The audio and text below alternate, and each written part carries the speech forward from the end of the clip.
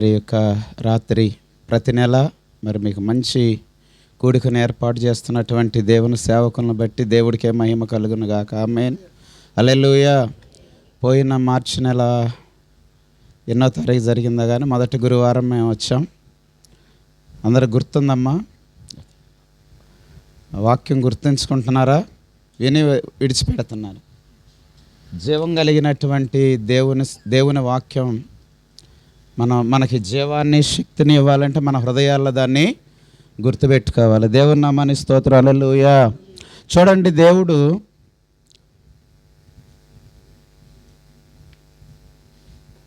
మనందరి ఎదుట జీవము మేలు, మరణము కీడు, ఈ రెండు ప్రతి మానవుడి ఎదుట ఉంచాడండి. జీవం మేలు ఎవరు కోరుకుంటారో అది వాళ్ళు పొందుకుంటారు. మరణము కీడు అది ఎవరు కోరుకుంటారో వాళ్ళు పొందుకుంటారు. మరి ఎందుకని మానవుడు జీవము మేలు పొందుకోలేకపోతున్నారు అనంటే, జీవానికి మరణానికి మనుషులకి తేడా తెలియట్లా, కీడు మేలుకి తేడా తెలియట్లా, అన్నీ ఒకటేలా అనుకుంటున్నారు. ఎక్కడొస్తుందంటే సమస్య? అంతా ఒకటే, అన్నీ ఒకటే అనుకుని మానవులు పొరపాటు పడుతున్నారు. కానీ దేవుడు ప్రతి మానవుడి ఎదుట జీవము మేలుంచాడు, మరణము కీడుంచాడు. ఏది కావాలంటే అది మనం ఏది కోరుకుంటే దాన్ని మనం పొందుకుంటాం. మరణం ఎవరికన్నా కావాలి ఇవాళ? అది ఎవరు కోరుకోరు, అయినా వెళ్ళిపోతున్నారు. కారణం ఏంటి? వివేచన లేక. దేవుడు అంటున్నాడు, నా జనులు వివేచన లేకయే చెరపట్టబడిపోతున్నారు, జ్ఞానం లేకయే నా జనులు చెరపట్టబడిపోవచ్చు ఉన్నారు. దేనికి అంటే మరణానికి నెట్టుకెళ్ళిపోతున్నారు, మరి కీడులోకి వెళ్ళిపోతున్నారు. అవివేచన ఉండటం లేదన్నమాట.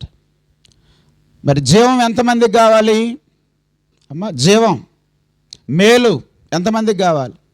కొంతమంది హై కూడా అవసరం లేదంటున్నారు. దేవుని నామానికి స్తోత్రాలు. ఈ రెండో ఆప్షన్ లేదు. జీవం మేలు వద్దనుకుంటే వచ్చేది రోజు నెక్స్ట్ ఏంది? మరణమే. రెండో ఆప్షన్ లేదు. మరి మీకు అది కూడా కావద్దనుకుంటే మళ్ళీ ఇండైరెక్ట్గా మరణము కీడును కోరుకున్నట్టు అనమాట. అందుకని జీవం మేలు కావాల్సిన వాళ్ళు ఒకసారి గట్ట హల్లెలూయా, హల్లెలూయా. జీవము మేలును కోరుకోండి. కోరుకుంటే మీరు పొందుకుంటారు. యేసుక్రీస్తు మనకు జీవము మేలు ఇవ్వటానికి లోకానికి వచ్చాడు.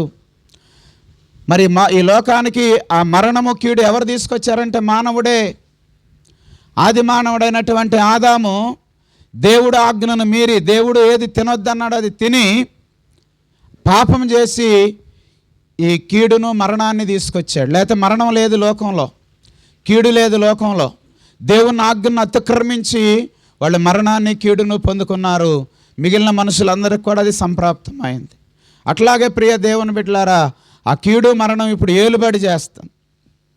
ఏది దేవుడు చేయొద్దన్నాడో అదే చేసినట్లుగా ప్రేరేపిస్తుంది. మోసం, అపవాది, దీని వెనకాల ఎవరు ఉంటారంటే సాతాను, అపవాది. దాని గురించి కూడా యేసుప్రభు చెప్పాడు. వాడు దొంగతనము, హత్య, నాశనం చేయటానికే కానీ మరి దేనికి రాడు. కాబట్టి అన్నీ ఒకటి కాదు ఈ లోకంలో. దేవుడున్నాడు, దురాత్మ ఉంది. జీవము మేలు ఉంది, మరణము కీడు ఉంది. జీవము మేలు యేసుక్రీస్తు ద్వారా మనకు దొరుకుతాయి. మరణము కీడు సాతాను ద్వారా మనుషులకు సంభవిస్తాయి.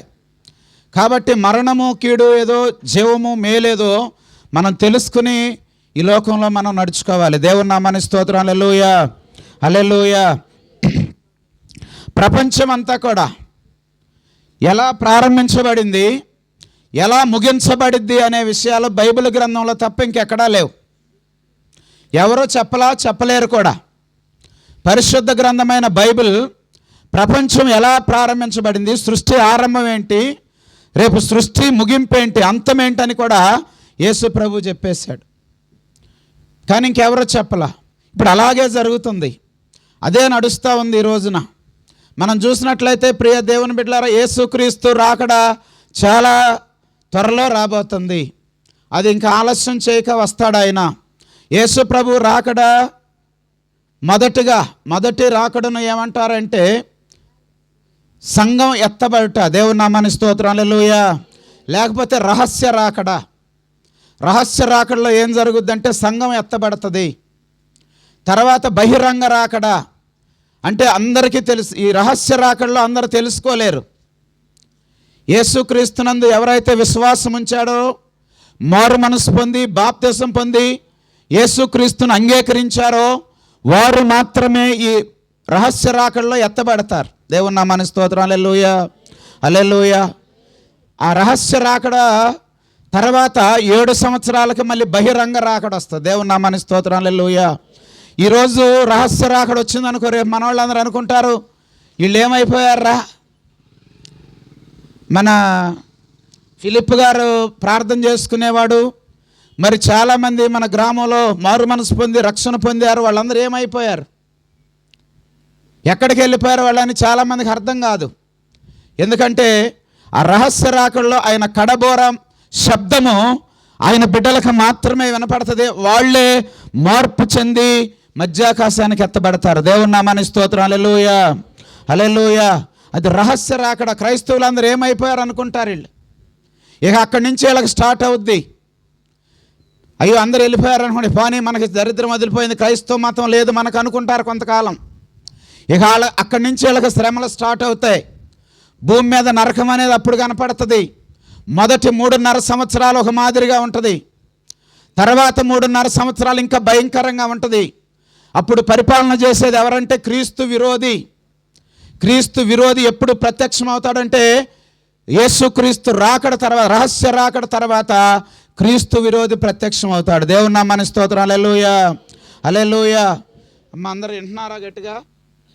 ఆమె లేకుండా ఆమె అప్పుడే నిద్రపోమాకండి. దేవుని నామానికి స్తోత్రం, హల్లెలూయా. అమ్మా నిద్రపోతున్నాడు ఒకసారి గట్టిగా హల్లెలూయా. ఇల్లు లేవా మీకు? ఇంటి దగ్గర నిద్రపోవచ్చుగా. దేవుని నామానికి స్తోత్రం, హల్లెలూయా. ఫిలిప్ గారు ఏమన్నా పోవచ్చు, మేము కూడా గద్దెంచకపోతే మాకు అర్థం ఉండదు. అయ్యగారు పాపం మనవాళ్ళే కదా, మళ్ళీ ఏమన్నా అంటే ఫీల్ అవుతారేమో అనుకుంటాడు.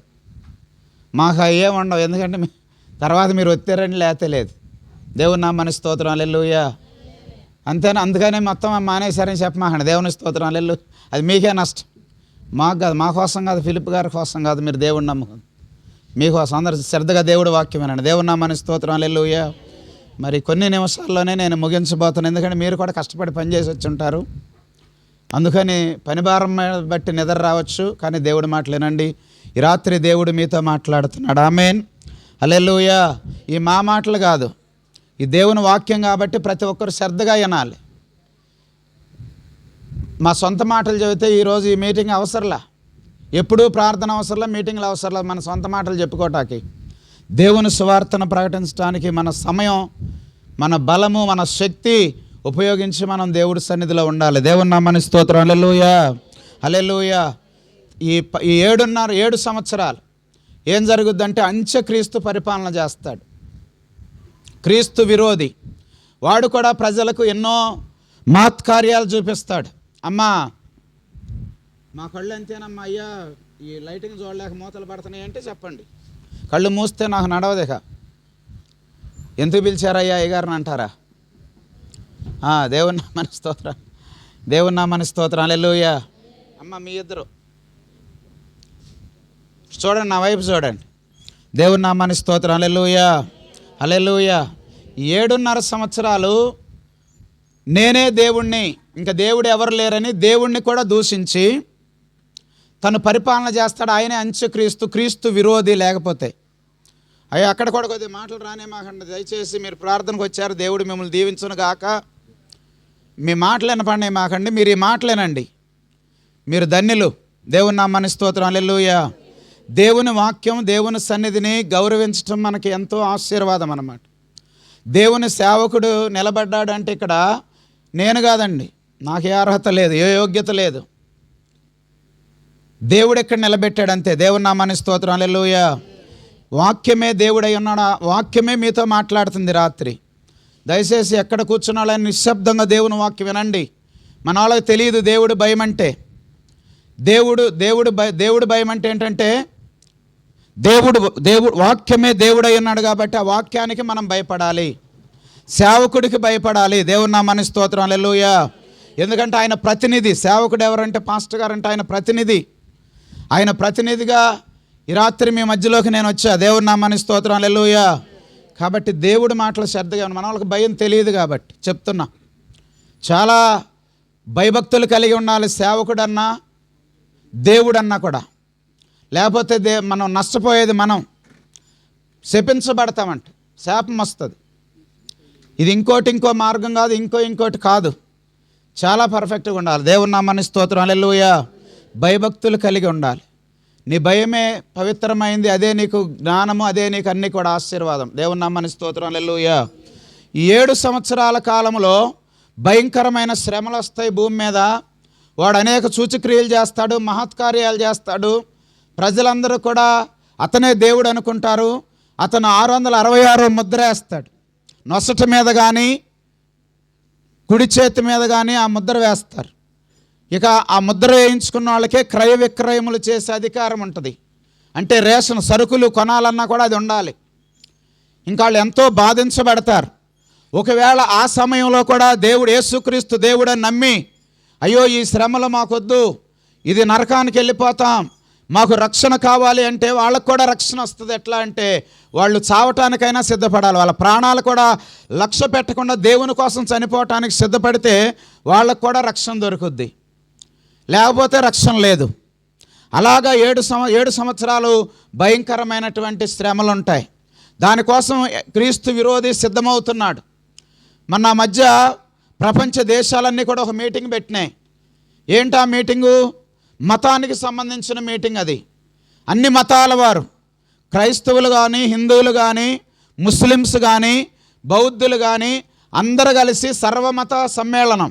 అన్ని మతాలు ఒకటే, అందరి దేవుళ్ళు ఒకటే, మనం గొడవపడాల్సిన అవసరం లేదు, మనమంటూ మళ్ళీ కొత్త సిద్ధాంతాన్ని ప్రతిపాదించి ఆ మార్గంలో మనం నడుచుకుందాం, సమస్యలు లేకుండా ఉంటాయని ఒక మీటింగ్ ఏర్పాటు చేశారు. ఇప్పుడు ఆ మీటింగ్ ద్వారా సాతాను యొక్క త్రిత్వం, అబద్ధ ప్రవక్త వస్తాడనమాట. ఇప్పుడు ఎవరు వస్తారంటే అబద్ధ ప్రవక్తను ఒక ఆయన ఎన్నుకుంటారు ఈ మనుషులందరూ కూడా.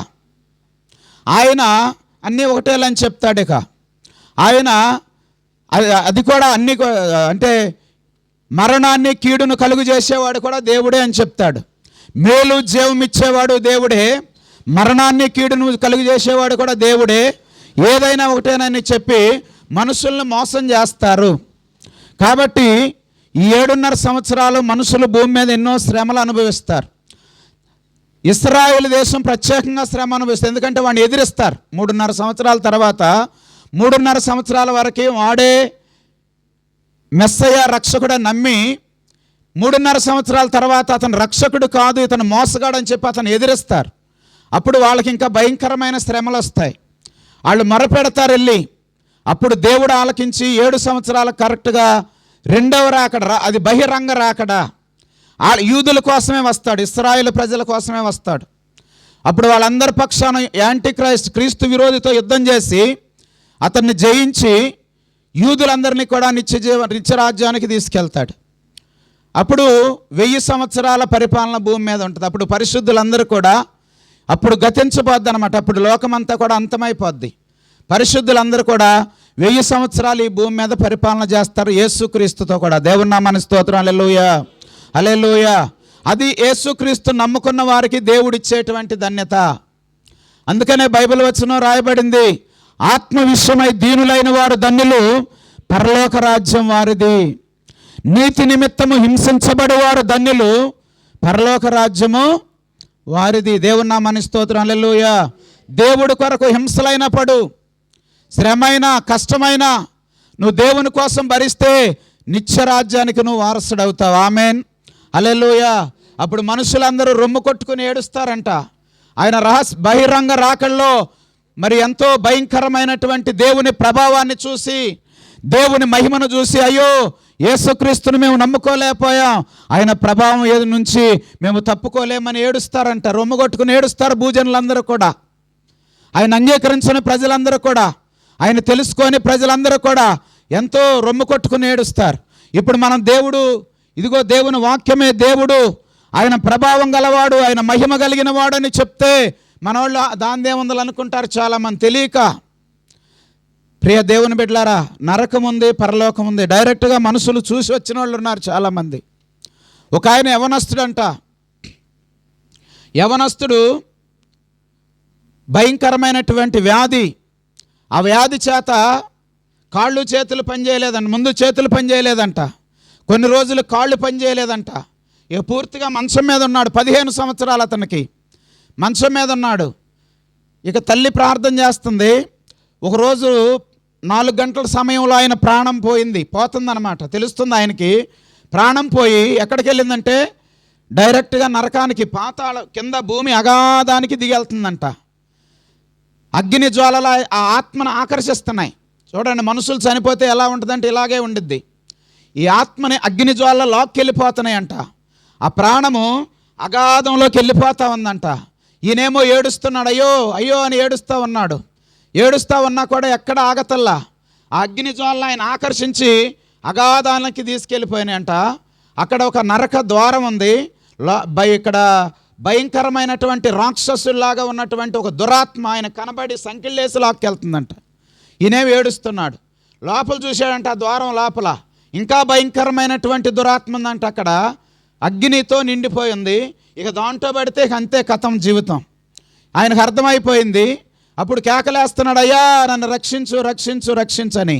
అప్పుడు పరలోకంలోని సింహాసనం మీద నుంచి ఒక స్వరము, యేసుక్రీస్తు వదిలిపెట్టు, అతన్ని గట్టిగా కేకేశాడంట. అంతే, ఒక్క మాట స్వరం వినబడిందంట. వెంటనే పాతాళం అంతా కూడా గజగజ గజగజ వణిగిపోయిందంట. అప్పుడు అతను విడిచిపెట్టాడంట.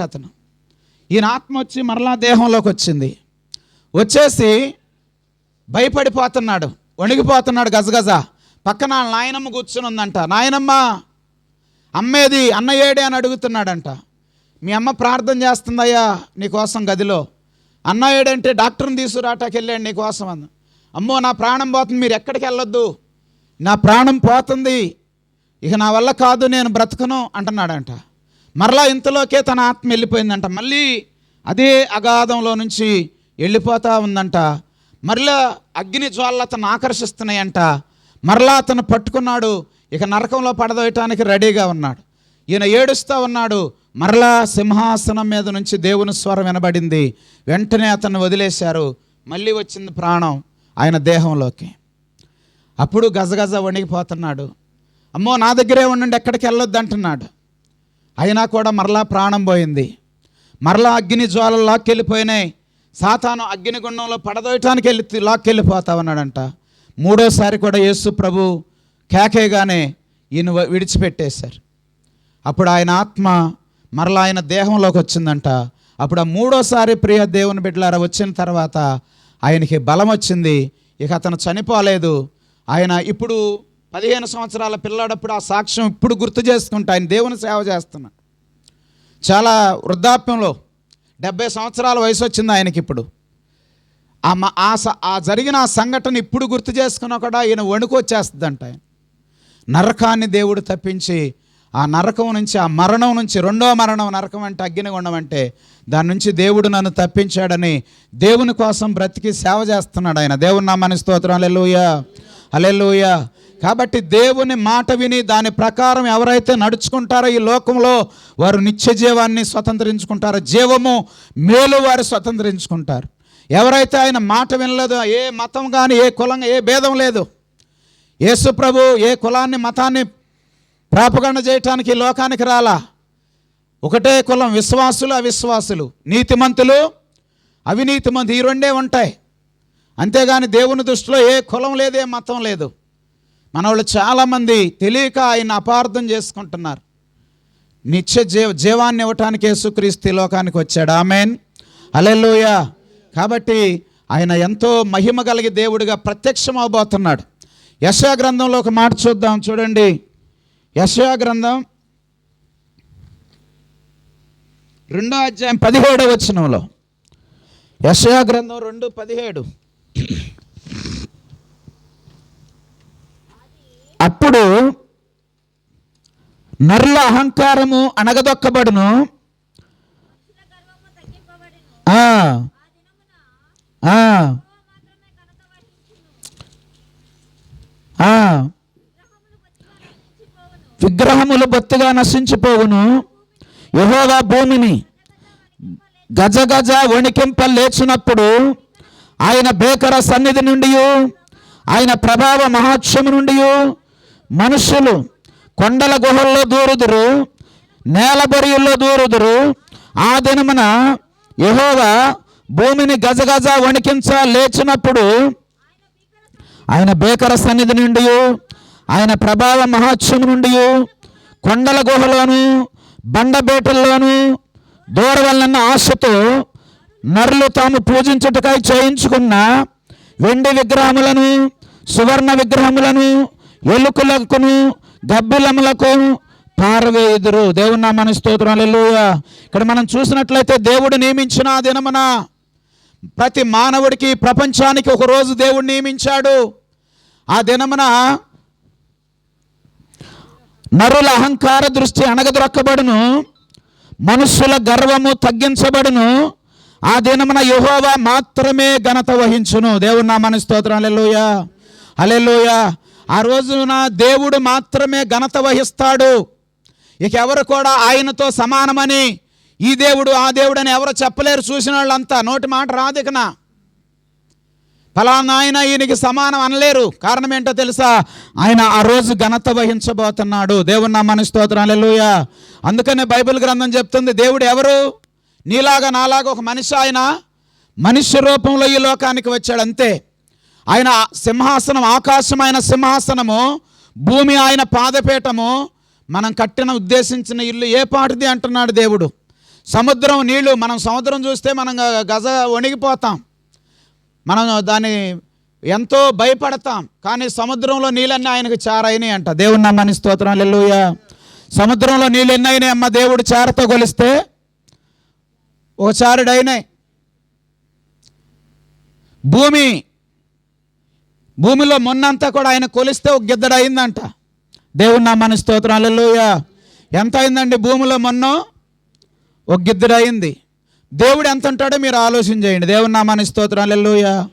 ఆయన ఎంత బలమైన వాడో, ఎంత ప్రభావం కలిగిన వాడో, ఎంత మహిమ కలిగినటువంటి దేవుడో మనం అర్థం చేసుకోవచ్చు. బైబిల్ గ్రంథం చెప్తుంది, ప్రియ దేవుని బిడ్డలారా, ఆ దినమున, యెహోవా దినమున ఆయన నరుల అహంకారం అప్పుడు తగ్గించబడుతుంది. నరుల గర్విష్ఠుల యొక్క గర్వం తగ్గించబడుతుంది. ఇక ఎవడు నేను అంతటోని ఎంతటోని అనలేరు. ఎందుకంటే ఆయన చూస్తే మన గుండెలు జారిపోతాయి. అందుకనే వాళ్ళు పూజించడానికి ఏర్పరచుకున్న విగ్రహములను ఎలుకలకు గబ్బిలములకు పడవేయుదురు అంటున్నాడు. ఎందుకంటే దేవుళ్ళు కాదని మనం చెప్పవసరం, ఎవరు చెప్పవసరంలా, వాళ్ళకే అర్థమైపోతుంది. ఎవరు చెప్పవసరంలా. నిజమైంది ఏది దేవుడో ఎవరో, అయ్యో ఇప్పటి వరకు మేము ఎందుకు నమ్ముకోలేకపోయాం అని ఆ దినాన రొమ్ము కొట్టుకుని ఏడుస్తారంట మానవులందరూ కూడా. కాబట్టి ప్రియ దేవుని బిడ్డలారా, ఈ రాత్రి నిజమైనటువంటి దేవుడు, నిజ రక్షకుడు, మనకు రక్షణ ఇవ్వటానికే ఈ లోకానికి యేసు ప్రభు వచ్చాడు. మన అతిక్రమ దోషాల కోసం ఆయన శిక్ష భరించాడు. మన పాపం కోసం ఆయన రక్తం కార్చాడు. నీకు బదులుగా ఆయన మరణించాడు. మనం తీసుకొచ్చిన ఆ పాపాన్ని మానవుడు పొందిన ఆ శిక్షకు తిరిగి ఆయన శిక్ష భరించి ఆ శిక్ష నుంచి మనం విడిపించి నిత్య జీవానికి నడిపించే మార్గమే యేసుక్రీస్తు మార్గం. ఆమేన్. హల్లెలూయా, హల్లెలూయా. కాబట్టి దేవుడు అంటే ఆషామాషి కాదు ప్రియ దేవుని బిడ్డలారా. కానీ ఒక విషయం ఏంటంటే, మనందరం సంతోషించదగిన విషయం ఏంటంటే, ప్రపంచం ఎటు పోయినా కూడా ఈ చివరి దినాల్లో ఆయన రాకడకు ముందు గొప్ప ఉద్యమాన్ని దేవుడు పంపించబోతున్నాడు. ఆమేన్. హల్లెలూయా. సర్వజనులు నా ఆత్మను కుమ్మరిస్తాను. అంచె దినాల్లో దేవుడు వాగ్దానం ఏంటి?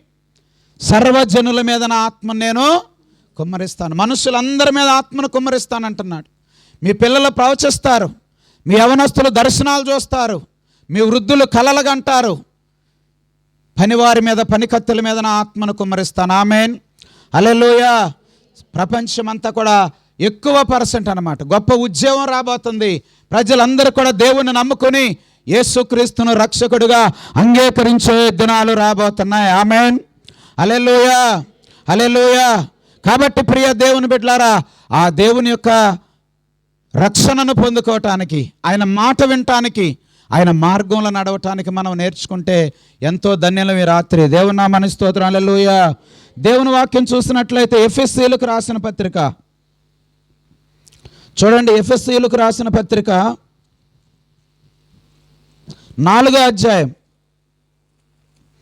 15వ వచనం.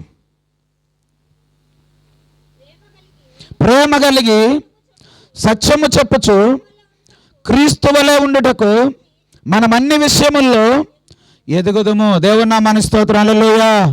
మనము ప్రేమ కలిగి సత్యము చెప్పుచు ఎలాగుండాలంట అమ్మా? ఎలాగుండాలి? ప్రేమ కలిగి సత్యము చెప్పుచు క్రీస్తు వలె ఉండుటకు మనం అన్ని విషయాల్లో ఎదుగుదుము. దేవుని నామానికి స్తోత్రం. హల్లెలూయా. మన దేవుని రక్షణ పొంది, మారు మనసు పొంది, రక్షణ పొంది ఇంకా ఈ లోకంలో ఎందుకు దేవుడు మన అట్టి పెడుతున్నాడంటే నువ్వు యేసుక్రీస్తులాగా ఎదగాలి. ఆమేన్. హల్లెలూయా. ఎంతమంది అలా ఎదగాలని ఆశపడుతున్నారు? హల్లెలూయా.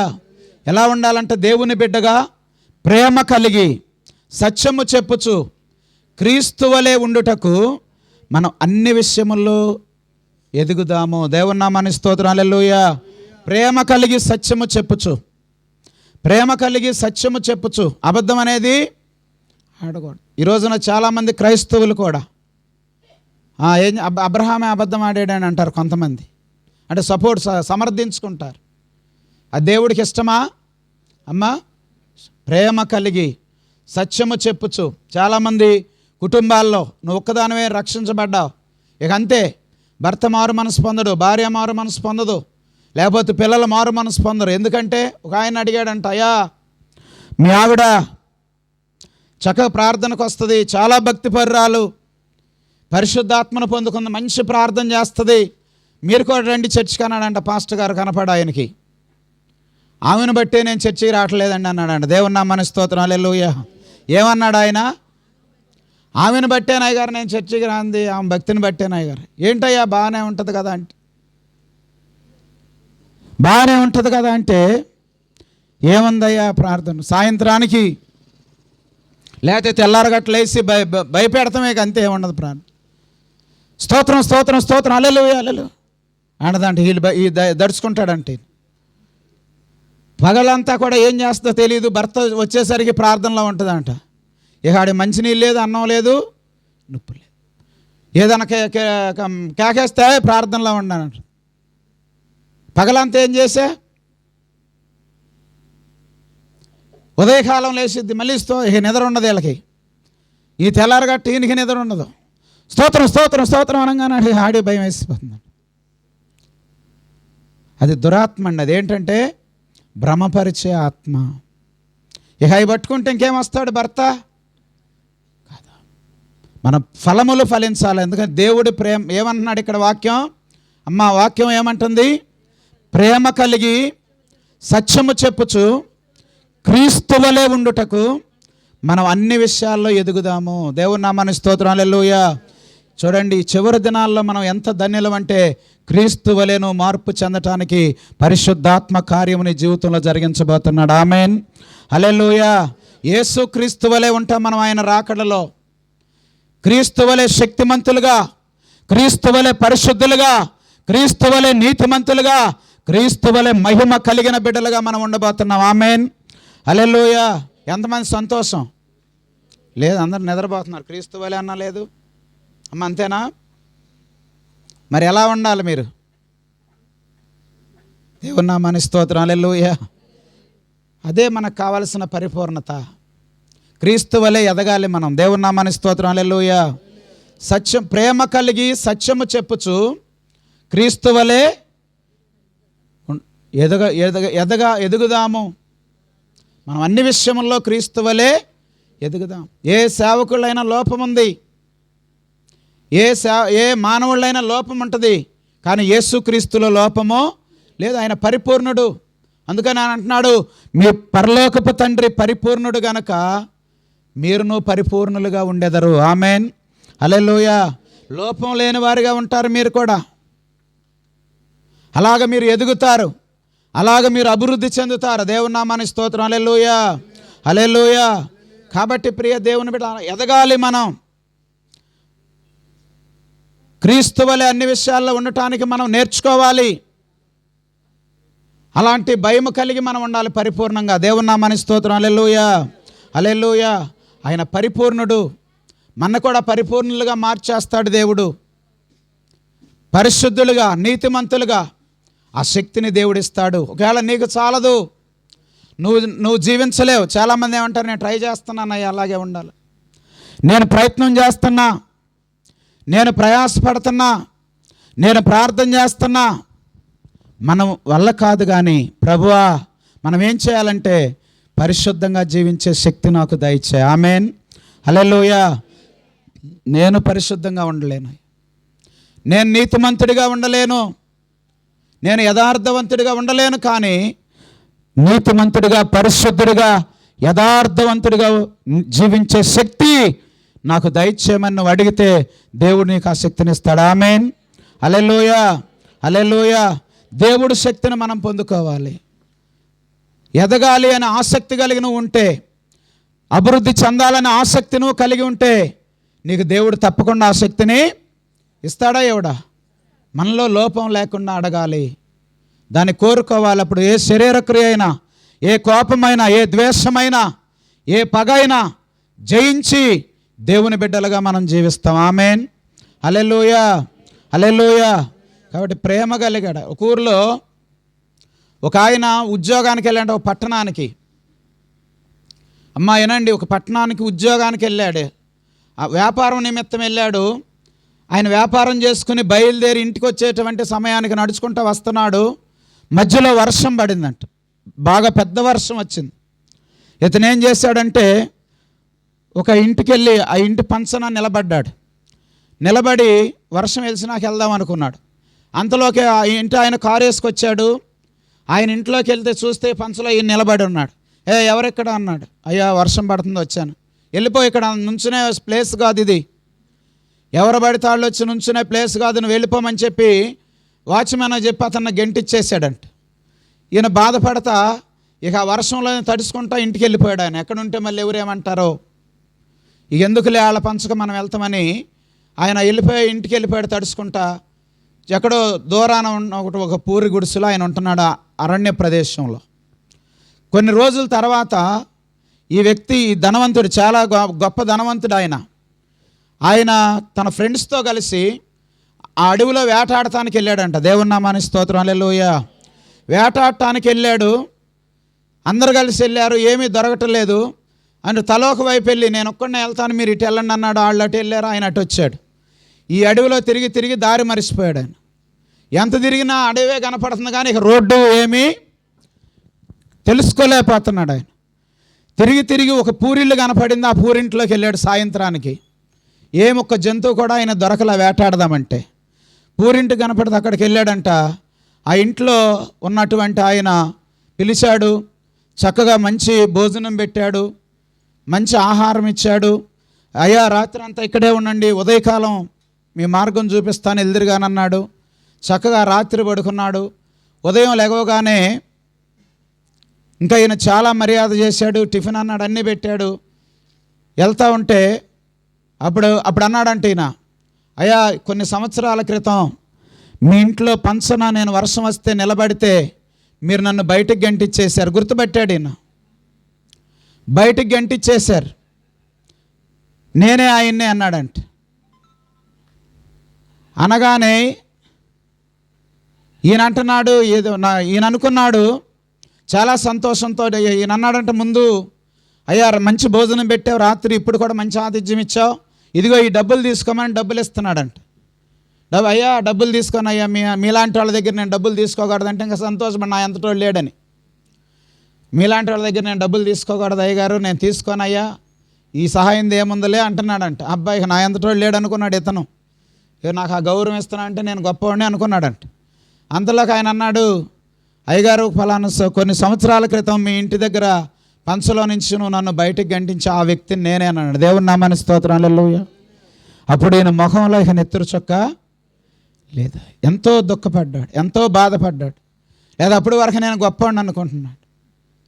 చూసారా యేసుక్రీస్తు మాటలు, నీ శత్రువు ఆకలిగొని ఉంటే అతనికి ఏం పెట్టమన్నాడమ్మా? భోజనం పెట్టు, అతని తల మీద నొప్పులు నీవు కుప్పగా పోసిన వాడవుతావు. నీ శత్రువుని ప్రేమించు, నీ పొరుగువారిని ప్రేమించు. దేవుని నామానికి స్తోత్రం. హల్లెలూయా, హల్లెలూయా. ఈ రోజున చాలామంది పక్కన వాళ్ళ చేలు బాగుంటే వీళ్ళకి నిద్ర పట్టదు. ఉండారా లేరా అంటాడు. మా ఊర్లో కూడా ఉండారు. దేవుని స్తోత్రం. హల్లెలూయా. ఎవరిది బాగుండకూడదు, ఆలయ బాగుండి ఇతను కానీ బాగోపోతే ఎంతో బాధపడిపోతారు, ఎంతో ఏడుస్తూ ఉంటారు. కానీ దేవుడు అలా చెప్పలేదని, నిన్ను వలే నీ పొరుగు వారిని ప్రేమించు. నీ శత్రువు కూడా ఆకలి కొని ఉంటే అతని తల మీద నువ్వు భోజనం పెట్టి అతని తల మీద నిప్పులు కుప్పగా పోసిన వాడు అవుతావు. అది ప్రేమ కలిగి సత్యము చెప్పుచు క్రీస్తు వలె మనం అన్ని విషయాల్లో ఎదుగుదాము. పరిపూర్ణమైన సంఘముగా, పక్వమైన సంఘముగా, పరిపక్వమైన దేవుని బిడ్డగా నువ్వు ఉంటే నీ కుటుంబం మారిపోవునుగాక. ఆమేన్, హల్లెలూయా. నీ భర్త మారిపోతాడు, నీ భార్య మారుతుంది, నీ బిడ్డలు మారుతారు. దేవుడు నిర్మించిన కుటుంబంగా, బండ మీద కట్టిన కుటుంబంగా, నిత్యరాజ్యానికి వారసులుగా మీరు ఉంటారు. ఆమేన్, హల్లెలూయా. అలా దేవుని ప్రేమలో మనం ముందుకెళ్ళాలి. కాబట్టి ప్రియ దేవుని బిడ్డలారా, ఎవరికి కూడా పరిపూర్ణత లేదు. చాలామంది పరిశుద్ధమైన సేవకులను మనం మాదిరిగా తీసుకోవచ్చు పరిశుద్ధ గ్రంథంలో. వారిలో కూడా ఏదో ఒక లోపాలు ఉంటాయి.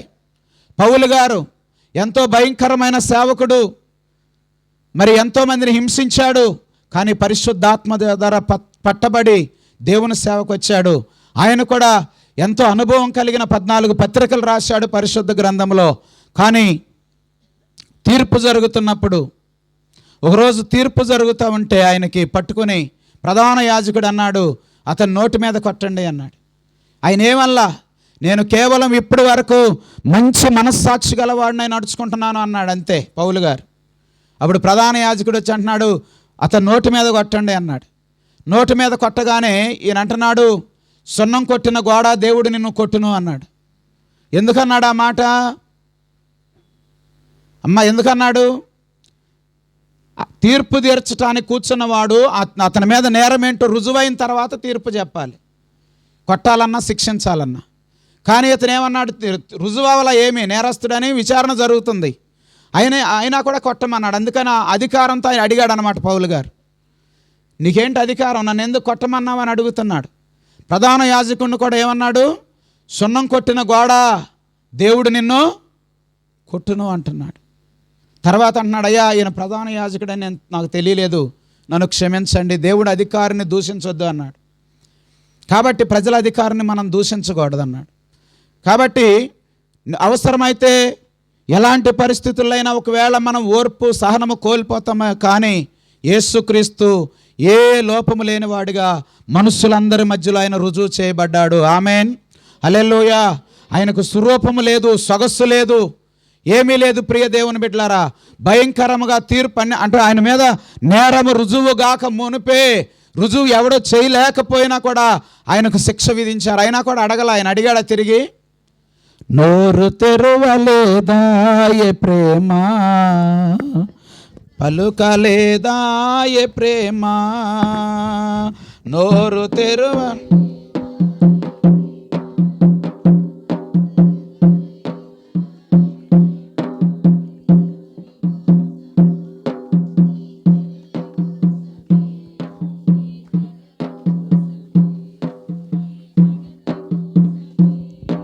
ఈ జనుల కోసమే సిలువలో సాగింది యాత్ర,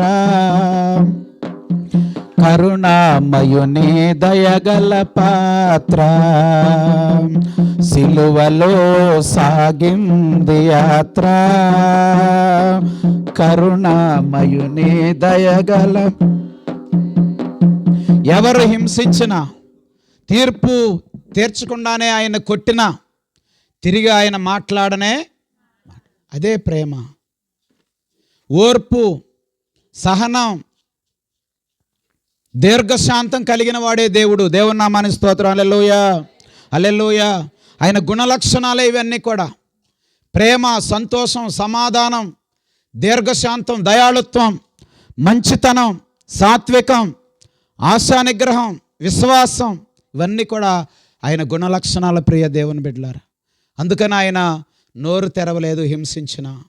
ఈరోజు దేవుని బిడ్డలుగా మనం కూడా ఆ ప్రేమను కలిగి, ఆ ప్రేమను సమాజానికి చూపిస్తూ, ఆ ప్రేమను నీ కుటుంబ సభ్యులకు, నీ సమాజానికి చూపిస్తూ నువ్వు నడిస్తే అనేకులు దేవుని ప్రేమను, దేవుని మహిమను ఈ లోకంలో చూడగలుగుతారు. ఆమేన్, హల్లెలూయా, హల్లెలూయా.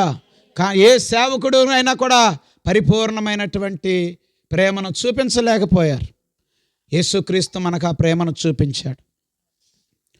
సమూయేలు తల్లి గర్భంలోనే రూపొందించబడిన దైవజనుడు. మరి ఆయన ఇశ్రాయేలుకు న్యాయాధిపతి, ప్రవక్త. తన తల్లి హృదయాన్ని కుమ్మరించి కన్నీరు కారుస్తే దేవాలయం ఎదుట దేవుడిచ్చినటువంటి కుమారుడు. తను పుట్టినది మొదలుకొని ఇంకా దేవుని కోసం ప్రతిష్ఠించానని తల్లి సాక్ష్యం ఇచ్చి ఆయన దేవాలయంలో విడిచిపెట్టింది. ఆ రోజున ఎవరితో దేవుడు మాట్లాడలేదు ఆ దినాల్లో. కానీ బాలుడై ఉండగానే సమూయేలుతో దేవుడు మాట్లాడాడు. దేవుని నామానికి స్తోత్రం. హల్లెలూయా, హల్లెలూయా. చాలా గొప్ప ప్రవక్తగా దేవుని సేవ చేశాడు ఆయన. ఎంతో ఆరాధికుడు ఆయన. ఎంతోమంది దేవుని సైన్యాన్ని సిద్ధపరిచాడు ఆయన. గొప్ప న్యాయాధిపతి. ఆయన ప్రార్థన ఆలకించి ఇశ్రాయేలుకు గొప్ప జయమిచ్చాడు దేవుడు ఆ రోజుల్లో. శత్రువులు ఉరుములు మెరుపులు శబ్దం పుట్టించి శత్రువు సైన్యాన్ని ఓడించాడు ఆయన సమూయేలు ప్రార్థన చేస్తే. చాలా గొప్ప దైవజన్. ఇంకా గొప్ప దైవజనులు ఉన్నారు పరిశుద్ధ గ్రంథంలో. వాళ్ళు కూడా పరిపూర్ణులు కాదు. మరి ఎవరు పరిపూర్ణులు అంటే ఈ లోకంలో యేసుక్రీస్తే పరిపూర్ణ మానవుడుగా, పరిపూర్ణ దేవుడుగా ఈ లోకంలో మనకు కనబడ్డాడు. ప్రియ దేవుని బిడ్డలారా, ఆయన్ని మాత్రమే మనం చూస్తాం. ఆమేన్, హల్లెలూయా. ఇంకెవరు ఆయనకి సాటి కాదు. ఇంకెవరిని ఆయనతో మనం పోల్చలేం. అది ఈరోజు మీరు తెలుసుకుంటే గొప్ప ధన్యులు. రేపు ఒక దినం ఉంది, అప్పుడు అందరూ తప్పకుండా తెలుసుకుంటారు, కానీ ఉపయోగం ఉండదు. అన్నీ అయిపోయినాక ఏదో సామెత ఉంది కదా, కాలిపోయినాక ఆ చేతులు కాలినాక ఆకులు పట్టుకున్నారు, ఏదో సామెత. మీకే తెలవాలి. దేవుని నామానికి స్తోత్రం. హల్లెలూయా. అట్లా ప్రయోజనం ఉండదు. అప్పుడు ఎవరో యేసుప్రభు గొప్ప దేవుడు లేకపోతే ఇంకొక ఆయన ఉన్నాడు అంటానికి నోటి మాటలు రావు. ఆయన ప్రభావ దర్శనాన్ని చూస్తే అంతే సంగతులు తేలగుడ్డు పడిపోతాయి అన్నమాట. అలా రొమ్ము కొట్టుకుని ఏడుస్తారు ప్రియ దేవుని బిడ్డలారా. కాబట్టి ఆయన పరిపూర్ణ మానవుడిగా, పరిపూర్ణ దేవుడిగా ఈ లోకంలో ప్రదర్శించబడ్డాడు ఆయన. దేవుని నామానికి స్తోత్రం. హల్లెలూయా, హల్లెలూయా. ఇంకా ఎవరి సమాధి ఖాళీగా లేదు. యేసుక్రీస్తు సమాధి ఖాళీగా ఉంది.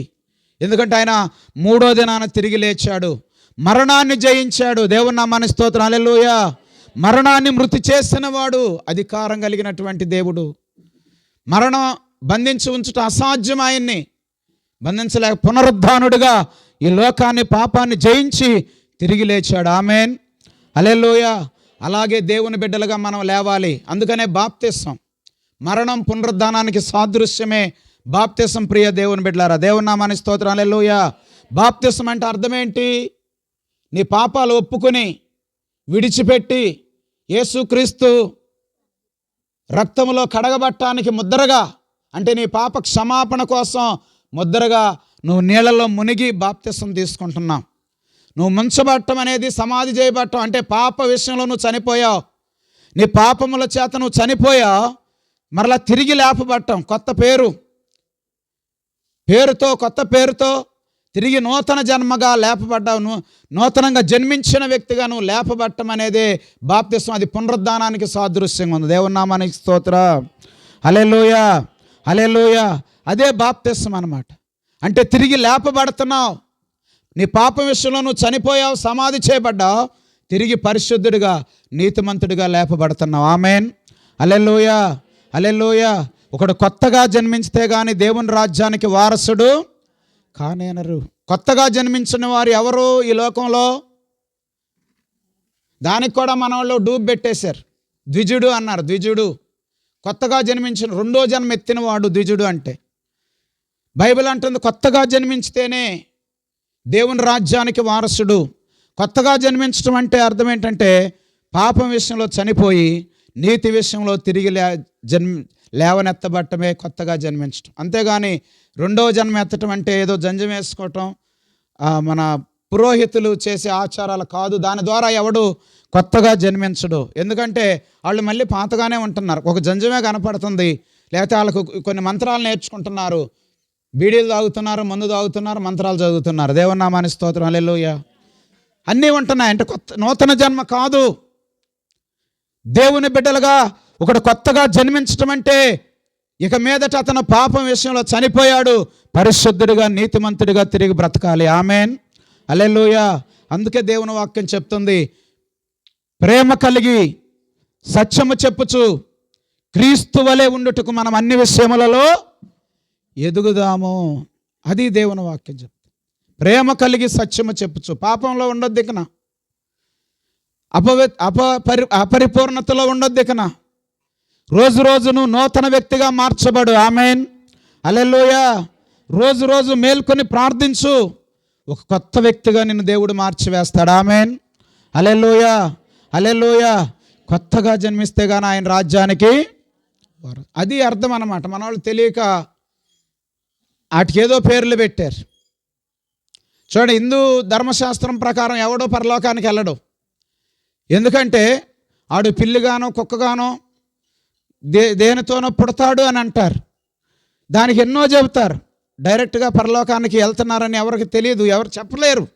కానీ బైబిల్ చెప్తుంది, నేనే మార్గము, నేనే సత్యము, నేనే జీవము, నా ద్వారా తప్ప పరలోక రాజ్యానికి ఎవరు వెళ్ళరు. మార్గం అండి ఆయన, సిలువ ద్వారా. చూడండి ప్రియ దేవుని బిడ్డలారా, ఆ పరిపూర్ణమైన ప్రేమ యేసుక్రీస్తు మాత్రమే మనకు చూపించాడు.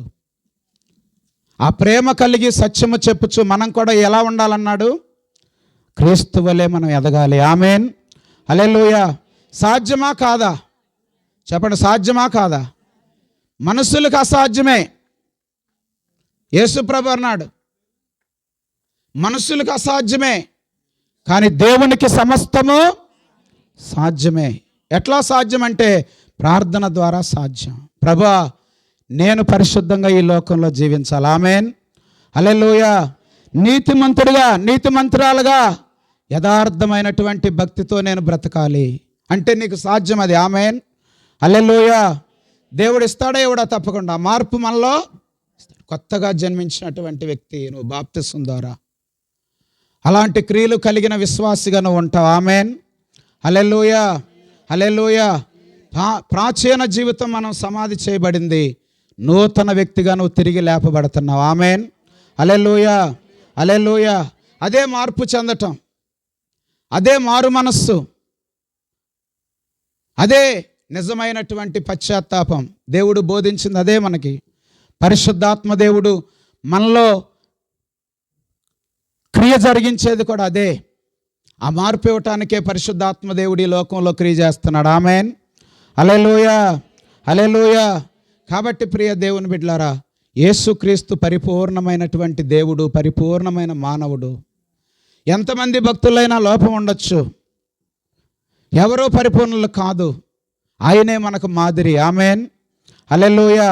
క్రీస్తు వలె ఉండటానికి ఆ ఓర్పు నాకు కావాలయ్యా, ఆ విశ్వాసం నాకు కావాలయ్యా, ఆ ఫలాలు, ఆత్మ ఫలాలు నాకు కావాలి, ఆ గుణలక్షణాలు నాకు కావాలి అని నువ్వు ఆశపడితే అవి ఫలించే బిడ్డగా దేవుడు నిన్ను చేస్తాడు. ఆమేన్, హల్లెలూయా. చేస్తాడా చేయడా? చేస్తా, తప్పకుండా చేస్తా. ఈ లోకానికి ఆ ప్రేమను మనం చూపించడానికే దేవుడు నిన్ను ఏర్పరచుకున్నాడు. ఆమేన్, హల్లెలూయా. ఆ ప్రేమను మనం ఈ లోకానికి చూపించడానికే ఆయన బిడ్డలుగా ఈ రాత్రి మనం దేవుళ్ళు ఏర్పరచబడి ఉన్నాం. ఆమేన్, హల్లెలూయా. కాబట్టి మనం ఈ లోకానికి ఆ ప్రేమను చూపించాలి. లోకం ఎలా అన్న నడవనే మనకు అనవసరం. లోకం నిన్ను ద్వేషించినా దూషించినా మనం మాత్రం ఏం చేయాలమ్మా? ప్రేమనే మనం క్షమించు ప్రభు. యేసు ప్రభు ఏమన్నాడు సిలువలో? తండ్రి, వీరేమి చేయుచున్నారో వీరు ఎరగరు గనక వీరిని క్షమించు. నిజంగా ఎంత హింసిస్తున్నా, ముఖాను ఉమ్మి వేశారమ్మ. ఆయనకి ఏం చేశారు? ఏం తప్పు చేశాడు ఆయన? ఏం పాపం చేశాడు ఆయన? ఏమీ చేయలే. కానీ ఉమ్ము వేసినా కూడా మనమైతే ఉంటుందా ఓర్పు? ఉండదు మానవుడికి. కానీ దేవుడు ఇస్తాడు. ఆమేన్, హల్లెలూయా. దేవుడిస్తాడా ఓర్పు, దేవుడిస్తాడా దీర్ఘశాంతం, దేవుడు ఆత్మ ద్వారా మనకు అనుగ్రహిస్తాడు. ఆయన సహాయం కోరుకుంటూ ఈ లోకంలో మనం జీవించాలి. ఆయన శక్తిని పొందుకుంటూ ఈ లోకంలో మనం నడవాలి. ఎంత భయంకరమైనటువంటి శిక్ష అయినా కూడా ఆయన తిరిగి నోరు మెదపడి, ఎంత భయంకరంగా కొట్టబడి, స్వరూపము కానీ సొగసు కానీ ఆయనకి లేదంట. చూడనల్లని వానిగా ఉన్నాడు, యెషయా గ్రంథంలో రాయబడింది. యాక్సిడెంట్ అయ్యి రక్తసిక్తం అయితే మనం చూస్తామా? పడిపోయిన వాళ్ళు చూడలేం. అలాగే ఆయన దేహం అంతా కూడా కొట్టబడి చూడనల్లని వానిగా మొత్తబడ్డాడు. ఎవరి కోసం? అది మన కోసమే. మన అంతగా ప్రేమిస్తున్న దేవుణ్ణి మనం గుర్తించగలగాలి, అంతగా ప్రేమిస్తున్న దేవుణ్ణి మనం చూడగలగాలి. ఆ దేవుడి ప్రేమ నువ్వు కలిగి, నీ భర్త నీ బిడ్డల ఆ ప్రేమ నీలో చూడగలగాలి. ఆమేన్, హల్లెలూయా. సమాజం మనలో ఆ ప్రేమను చూడగలగాలి. ఆ ప్రేమ కలిగి సత్యము చెప్పుచు అన్ని విషయాల్లో మనం ఎదిగినప్పుడు అనేకులు దేవుని ప్రేమలో నడిపించబడతారు. ఆమేన్, హల్లెలూయా, హల్లెలూయా. అంతేగాని పైకి భక్తి గల వారి వలె కాక, ఎలా ఉండమన్నాడమ్మా? పైకి భక్తి గల వారి వలె కాక భక్తిలోని శక్తిని ఆశ్రయించిన వారిగా ఉండాలి. ఆమేన్, హల్లెలూయా. అప్పుడు శక్తి వస్తుంది. అంతే, ఆ భక్తిలోని శక్తి అందరూ చూస్తారు. ఆమేన్, హల్లెలూయా. అందరూ కనబడుతుంది ఆ మహిమ, దేవుడి మహిమను అందరూ చూస్తారు. అలాంటి దేవుని బిడ్డలుగా మనం ఎదగాలి. ఆమేన్, హల్లెలూయా. ఎంతమంది అలాగా దేవుళ్ళు ఎదగాలని ఆశపడుతున్నారు? హల్లెలూయా. దేవుడు అట్టి శక్తి సమృద్ధిగా మీ అందరికీ దేవుడు దయచేయునుగాక. ఆమేన్. ఆయన పరిపూర్ణమైన దేవుడుగా మనందరి మధ్యలో గణపరచబడునుగాక. ఆమేన్. పరిపూర్ణమైన దేవుడుగా మన ప్రాంతమంతా దేవుడు గణపరచబడునుగాక. ఆమేన్, హల్లెలూయా. గొప్ప ఉద్యమం రాబోతుందండి. ఈ చివరి దినాల్లో దేవుడు అందరినీ దర్శించబోతున్నాడు. ఆయన సత్యము ఈ ప్రపంచం అంతా కూడా వెల్లడవబోతుంది. ప్రజలందరూ కూడా యేసుక్రీస్తే నిజమైన దేవుడని తెలుసుకునే రోజులు రాబోతున్నాయి. దానికోసం మనం కూడా నడుము కట్టుకుని మన ప్రాంతం కోసం ఆయన ఆత్మ మన ప్రజలందరి మీద, మన చుట్టాల బంధువులందరి మీద కుమ్మరించబడి వాళ్ళు నిజమైన దేవుణ్ణి తెలుసుకుని నిత్యరాజ్యానికి వారసులు అవ్వాలని మనం కూడా ప్రార్థన చేయాలి. ఇంకా నీ కుటుంబ సభ్యులు రక్షించబడకపోతే వాళ్ళ కోసం కూడా మీరు ప్రార్థన చేయాలి. దేవుని నామానికి స్తోత్రం, హల్లెలూయా. అలాంటి ధన్యత దేవుడు మనకిచ్చునుగాక. ఆమేన్. అందరూ మీ తలలు వంచినట్లయితే చివరిగా ప్రార్థన చేసుకుందాం. అయ్యా, ఈరోజు మాతో మాట్లాడావు. అందరూ కొన్ని నిమిషాలు అడుగుదామా? మనుషులకు అసాధ్యమే ప్రభువా, ఇలాగైతే ఎవరు నేను నమ్ముతారయ్యా, నీ రాజ్యానికి వారసులు అవుతారయ్యా అని అడుగుతూ ఉన్నారు శిష్యులు. అప్పుడు యేసు ప్రభు అంటున్నాడు, మనుషులకి ఇది అసాధ్యమే కానీ దేవునికి సమస్తము సాధ్యమే. ప్రభువానికి వందనాలు. ఇదిగో ప్రేమ కలిగి సత్యము చెప్పుచు మనం అన్ని విషయాల్లో ఎదుగుదాం. అన్ని లేఖనాలు సెలవిస్తున్నాయి నాయన. అలాంటి బిడ్డలుగా మమ్మల్ని మార్చండి. నిజంగా మా కొరకు ఎంతో నువ్వు విడిచిపెట్టి, పరలోక మహిమను విడిచిపెట్టావు, గొప్ప భాగ్యాన్ని విడిచిపెట్టావు. మా కొరకు సిలువలో సమస్తాన్ని దారపోసావు నాయన. ఇంత గొప్ప రక్షణను నిర్లక్ష్యం చేసిన యెడల మేము ఎలాగూ తప్పించుకుంటాం ప్రభువా. మమ్మల్ని క్షమించండి అయ్యా. ఇదిగో నీ సిలువ యాగాన్ని బట్టి నీకు వందనాలు. నువ్వు మా కొరకు చేసిన త్యాగాన్ని బట్టి వందనాలు. మేమెందుకు త్యాగపూర్వకంగా మనుషులకు నీ ప్రేమను చూపించేవారిగా ఉండలేకపోతున్నాం ప్రభువా. దీర్ఘశాంతం మాకెందుకు లేదు? శత్రువులు ప్రేమించే మనస్సు మాకెందుకు లేదు? ఆ ప్రేమించే శక్తి మాకు దయచేయ నాయన. నిన్ను వలె నీ పొరుగు వారిని ప్రేమించమన్నావు. అలాగ ప్రేమించే బిడ్డలుగా మమ్మల్ని మార్చు నాయన. ప్రేమ కలిగి సత్యము చెప్పుచు మేము ఎదగాలి నీలాగా. అలాంటి అనుభవం మాకు దయచేయి తండ్రి. ఈ రాత్రి నువ్వు మాతో మాట్లాడావు నాయన.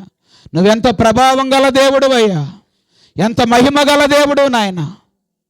ఈ రాత్రి మమ్మల్ని క్షమించండి. నీ కార్యాలను మేము గుర్తించలేకపోతున్నామేమో అయ్యా. మేలు జీవము నీ ద్వారా ఈ లోకంలో కలుగుతున్నాయి. మరణము కీడు సాతాను ద్వారా కలుగుతున్నాయి. అది గుర్తించి మేలు జీవము కోరుకునే బిడ్డలుగా మమ్మల్ని అందరిని మార్చండి అయ్యా. ఈ మాటలు ఎంతమంది విన్నారో వారందరి జీవితాల్లో మేలు కలగాలి, జీవాన్ని స్వతంత్రించుకోవాలి. అట్టి ధన్యత ప్రతి బిడ్డకు దయచేయి నాయన. ఈ గ్రామాన్ని నువ్వు ఆశీర్వదించండి అయ్యా. ప్రతి బిడ్డను దీవించండి నాయన. నీ మేలుతోనూ జీవంతోనూ ప్రతి కుటుంబాన్ని నింపండి. మంచి ఆరోగ్యము, శక్తి, బలము ప్రతి బిడ్డకు దయచేయండి అయ్యా. నీ కనికరము ప్రతి కుటుంబం మీద రానియండి నాయన. ఇదిగో నీ దాసులు ఇక్కడ పరిచర్య చేస్తూ ఉండగా ఫిలిప్ గారిని నాయన, తన కుమారుడు కుటుంబాన్ని దీవించండి. నీ జీవవాక్యాన్ని అందిస్తూ ఉండగా అనేకులకు దయ పుట్టించండి నాయన. బలమైన సాధనాలుగా వీరిని వాడుకోండి. నీ పత్రికలుగా వాడుకోండి. నీ శక్తిగల కార్యాలు వీరి కుటుంబంలో, సంఘంలో జరిగించండి నాయన. సంఘ సరిహద్దులు విశాలపరచండి. అనేకులు మారు మనసు పొంది రక్షణ పొందే భాగ్యము దయచేయి తండ్రి. నీ మహిమను చూడాలి రాత్రి ప్రజలు నాయన. అలాగ వారి మనోనేత్రాలు వెలిగించమని ప్రార్థిస్తూ ఉన్నాం అయ్యా. గ్రామం అంతా నువ్వు దీవించండి. ఈ ప్రాంతం అంతా నువ్వు దీవించండి. పేరు పేరున బిడ్డలను ఆశీర్వదించమని, రోగులను బాగు చేయండి అయ్యా. నీ దాసుడి ద్వారా గొప్ప కార్యాలను జరిగించండి, అద్భుతాలను జరిగించండి. సూచక్రియలు, మహత్కార్యాలు జరిగినట్లుగా నీ హస్తము నీ బిడ్డలకు తోడుగా వచ్చునుగాక. ఆమేన్. గొప్ప కార్యాలను జరిగించమని నీ చేతులకు అప్పగిస్తే రాత్రి వాక్యమైన ప్రతి బిడ్డను దీవించండి. నీ వల్ల అన్ని విషయాల్లో నీ బిడ్డలు ఎదగాలి నాయన, ఫలించాలి తండ్రి, అభివృద్ధి చెందాలి. అటు కృప దయచేయమని నీ చేతులకు అప్పగిస్తూ యేసు శక్తిగల అధికారం గల నామములో అడిగి వేడుకుంటున్నాము తండ్రి. ఆమేన్. ఆమేన్. అందరికీ వందనాలమ్మా.